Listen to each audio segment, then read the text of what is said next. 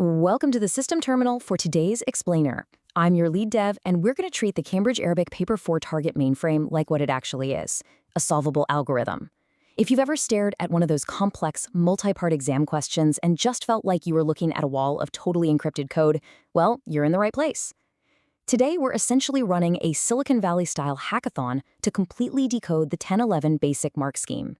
We're going to strip away all that confusion, bypass the rote memorization, and look directly at the underlying syntax examiners actually use to award you marks. Are you ready to initialize? Let's do this. Now, did you know that the 1011 basic mark scheme accounts for approximately 15% of your total marks in Paper 2? Seriously, think about that for a second. That is a massive chunk of your final grade, just sitting right there waiting to be claimed. If your approach to this specific section is glitchy, you are essentially leaking 15% of your potential processing power before you even finish the exam. But if we can optimize your text strings and clear out those bugs today, that 15% becomes a guaranteed multiplier for your final score.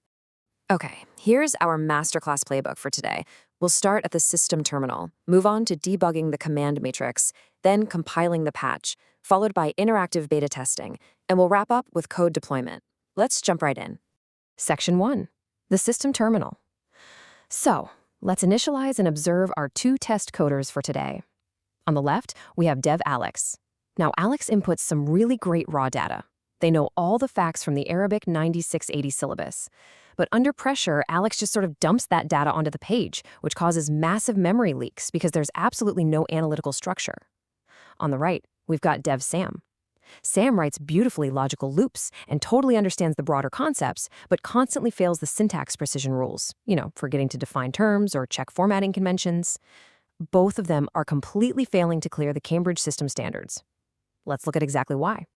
Right, so DevAlex fails because rote memorization simply isn't enough in Paper 4.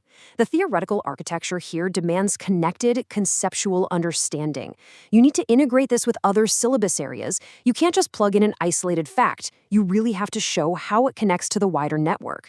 The syllabus specifically emphasizes that top-performing candidates show mastery of fundamental principles that are readily transferable to completely unfamiliar contexts. Basically, if your knowledge isn't connected, it's just a dead link. Moving right along to Section 2, debugging the command matrix.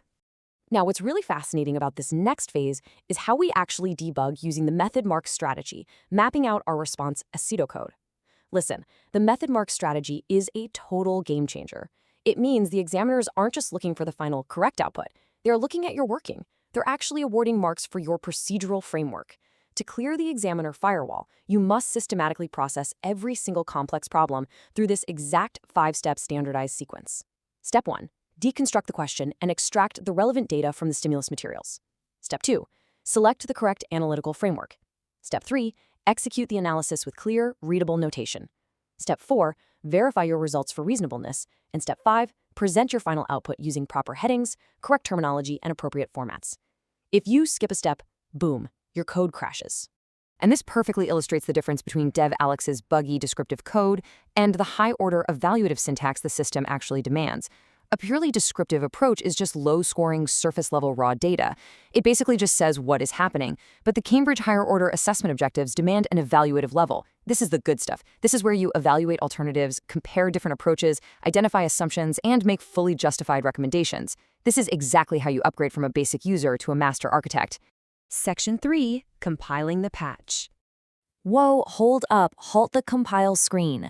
Before we push this final patch to secure maximum marks, we need to optimize your system feed. If you're finding this code review helpful, I need you to subscribe to Ace the Exams right now and turn on all notifications. We drop weekly system updates to help you hack every single one of your Cambridge syllabuses, and trust me, you do not want to miss the next patch. Okay, system update complete, let's resume the compile. Resume compile. So when DevSam encounters a logic error mid-argument, like making a wild claim without backing it up, we deploy the peel syntax structure to instantly patch the paragraph and evaluate evidence quality. Think of peel as your built-in debugging tool. Every single time you make a point, you must pull evidence from the texts, explain how the evidence proves your point while addressing any limitations, and finally, link it all back to the core question. Point, evidence, explain, link. It forces you to maintain that crucial syntax precision. Section 4, interactive beta testing. Welcome to the testing arena, where we audit student source code against actual Cambridge standards. We're hunting for those fatal errors that cause a student's grade to totally crash. In our first code review, we have a direct warning straight from the principal examiners. They explicitly state that candidates consistently confuse key terminology, and you must always define terms before using them in extended responses. Listen to me, if you don't define your terms right at the start of your code block, the examiner just assumes you don't actually understand the parameters of the problem. Your code will fail to compile. Always start every extended response by defining the core concepts. You also need to watch out for these 3 massive memory leaks identified by examiners. Number 1 is the fatal error of confusing cause and effect relationships. You have to clearly show what the trigger is and what the outcome is. Number 2, forgetting strict presentation conventions, like using proper headings and clear annotations. And number 3, providing generic, rote-learned answers that just aren't specifically applied to the context given in the stimulus material. Look, if your answer could apply to any past paper, it is not specific enough for this one. Section 5. Code deployment. Okay, it is time to review our high-scoring optimized text string and lock in our cheat sheet architecture. Let's move to our customized mnemonic memory hack, DEEVP. Deconstruct, extract, execute, verify, present.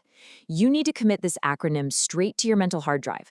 When you sit down in that exam hall and your heart rate inevitably spikes, you don't need to panic. You just call the DEEVP function. It instantly recalls the systematic processing sequence right under exam pressure, ensuring you hit every single method mark available. But you know, knowledge is pretty much useless without application. It all comes down to how you treat your very next practice essay. Will you just write it out like DevAlex, dumping unstructured data onto the page? Or will you architect it? How will you apply this structural patch to achieve that top 15% on your very next past paper? Force that system update. Subscribe to AC Exams, click the bell, and drop a comment with your specific subject and level below so we can custom build our next set of tools just for you. Seriously, don't just write your next exam, architect it. I'll see you in the next explainer.